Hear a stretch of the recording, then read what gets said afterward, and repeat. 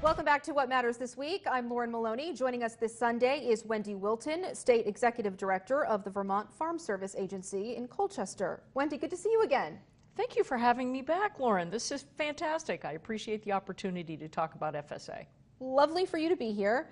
A lot to talk about, but something important that in the past few weeks has come to the attention of many is that the Dairy Safety Net program is expected to come up again in June, and this was delayed by the partial government shutdown, correct? Not by very much, though, because once a farm bill is signed, which happened right before Christmas, there is a lot of work to do before you can roll out a program. Particularly one like this one, the dairy margin coverage, that had so many different changes and upgrades to it. It requires, first, we need to do a listening session to hear from the industry right after the farm bill is signed. So that part we were delayed probably about a month. But right after that, USDA sets up a process by which they bring people in from the field, which some of my folks went down to DC to participate in a task force about looking at the rules. The Secretary has to promulgate rules, which is more specific direction about how we enroll people, what's step 1, 2, and 3 in making this happen. So he has to get some rules together. Our people are giving input on that and also input on how the software should operate. So you need to write rules, you need to write software, then you need to develop a training program, bring people in from the field to train so they can go back to the states and then train everybody in the state. So all of that has got to happen before June 17th, which is when enrollment begins. June 17th. So when you think about it, we really got back into our offices able to do something about this February 1st. So this is a pretty quick turnaround in terms of implementing a complicated farm bill program, but it was a top priority of the Secretary because he knew dairy would need it as quickly as possible. A lot of dairy farmers are saying 2018 was their worst year yet. Are you finding that? I would believe that's true. We lost about 100 farms that went out of business or were aggregated to a larger farm. I think milk prices have come up a little bit since then. 2018 was a low water mark for sure. And I think that prompted a lot of the decisions that were made about the dairy business here in the state and many others. Okay. So what are the deadlines? What do dairy farmers need to know right now? Because it's April. There's a lot of information out. In fact, I put out a press release today, and it also went out on Gov Delivery, which is our electronic newsletter that most of our producers receive, which details how the calculation will work. There were significant enhancements to the program. The margin was raised, the margin limit was raised, and as a result of that, the margin would definitely be a problem if they hadn't raised the limit because the milk prices come up a little bit. So Congress did raise that in the Farm Bill, and because of that, I expect that this program this year will pay out similar to the way it did last year. In 2018, the Farm Service Agency put out $7 million in MPP, which was the previous program, now called DMC. And we put out a little over $3 million, $3.2 million total on MFP, which was the Market Facilitation Program, which was the tariff protection coverage. So between those two, for dairy, there was $10 million that went out to dairy farmers, about 600 dairy farmers in the state of Vermont. That's an average of about $16,000, $17,000 per farm. Didn't solve their whole problem, Lauren, but you know what? I think it was a big help for a lot of people. And I'm looking at an article from the Associated Press. It's saying consumer demand in some segments and unresolved trade issues that are harming exports and boosting surpluses are other issues challenging the dairy industry. I think the biggest of those is that consumers have changed their patterns. A lot of people no longer drink milk, dairy milk. They've gone to soy milks or almond milks and those kinds of things. So dairy consumption, other than cheese or yogurt or those other things, has gone down. And but now there's some research showing that whole milk is really good for you, and dairy whole milk is better than anything. So hopefully that'll turn around a little bit. That's what would really help our farmers. The other piece of that you mentioned, that the replacement for NAFTA is in front of Congress. And a lot of the governors in dairy states, and certainly Secretary Perdue has urged Congress to approve the USMCA, which was the replacement for NAFTA, because in it there are a lot of protections for dairy that will help the industry as well. Now, they also mentioned unresolved trade issues. That's one of them. Didn't the president's move shut off access to foreign markets for some dairy farmers? It probably did, in the sense that when you think about selling to China, but what goes to China? It's not fluid milk unless it's put in one of those containers, like you know how you buy chicken broth and it's sealed and it's pasteurized and homogenized, put in one of those containers, or it's cheese, or it's dry milk.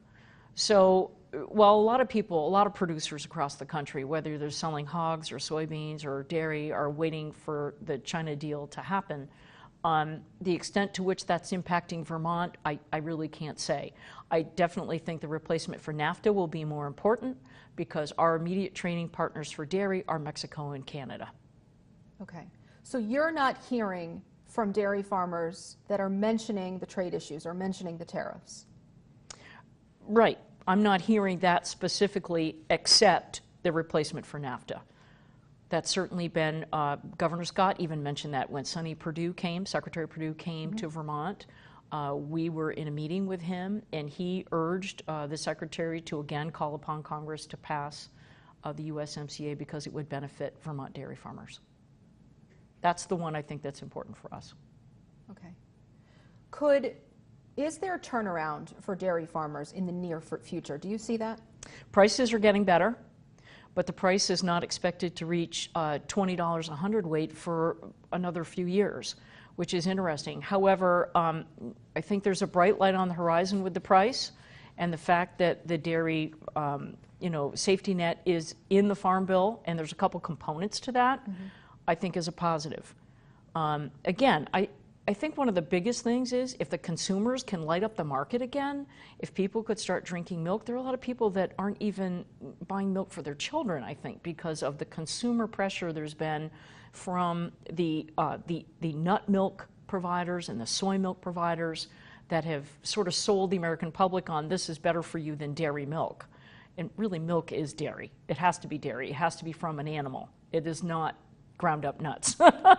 So, but I would, if consumers could turn that around, I think it would really help our dairy farmers. I know I'm certainly practicing that as a consumer. I've gone back to whole milk because I think that helps them the most. Dairy farmers would love to see whole milk back in the schools, because the low-fat milks just aren't they don't taste as good to the students. And I think that would be another great move, but that is also kind of controlled by the school lunch programs under the Department of Education. Doesn't look like that can move anytime soon, but there is a bill in front of Congress to put whole milk back in the schools. It's still sitting there, but it hasn't been moved on yet. I'd love to see that.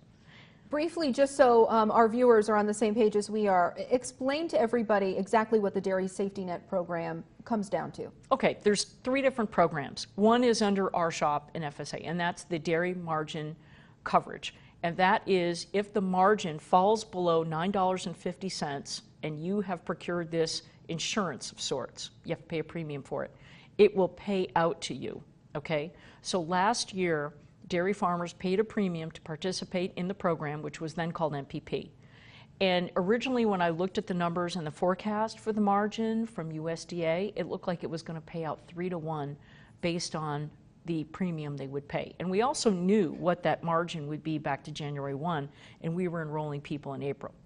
This year, we're enrolling people in June with the new Farm Bill, but they're going to be able to look back to January. It's retroactive. Right. January and February, we already know the margin is below $9.50. So it's already going to pay out based on those 2 months. So by the time people enroll in April, they're going to know how much it's going to pay out. It's interesting. Last year, milk prices didn't come up as quickly as USDA originally forecast. At the end of the day, the payout ended up being 5-to-1, not 3-to-1 over the premiums. So I really think this program will pay out very similarly based on forecast. And so it's going to pay out to people is what this looks like to me. And So there were a few farms that did not want to enroll no matter what, because they'd kind of been burned by the program in years past before it got upgraded for 2018. And I can kind of understand that, but I think some of them are really wishing that they had, because it did pay out. We had discussed before we started this interview that FSA helps new and beginning farmers. Are there new dairy farmers, beginning dairy farmers that are coming on the scene despite the challenges and are looking to your office for help? I think what we're seeing there is succession planning. We're seeing a younger generation that's willing to take on the farm, a transition, or less likely a new buyer that has dairy experience that can take over an existing farm. But with the downturn in the market, they've been few and far between. However, there's also goat dairy, and that's been growing in the last few years in Vermont, so that's great. But we do have special loan programs for beginning and new farmers, particularly focused on microloans and some better latitude there for experience for the new and beginning farmer, that they don't have to have 10 years of experience. And it may not necessarily be dairy. It could be a vegetable farm, it could be an orchard, it could be other things. We also have special programs to recognize women, minority farmers, and especially veteran farmers. So if any of your listeners are falling into that category, have an interest in agriculture and some experience, they may want to check with their FSA office and find out what's available for them, particularly with the lending staff. Now, there are also two other components to the dairy support. Okay. And those are both a crop insurance type of thing. One is an insurance on the price, the milk price, and another is called LGM, livestock gross margin. A lot of the bigger dairies are going to look at those things in particular, but what's new this year, last year you could not enroll in LGM, the livestock gross margin, crop insurance, if you were involved in MPP. This year you can be enrolled in both DMC, which is through FSA, and LGM at the same time, and the dairy revenue protection that's also available as a price insurance. So you could enroll in all three if you want now.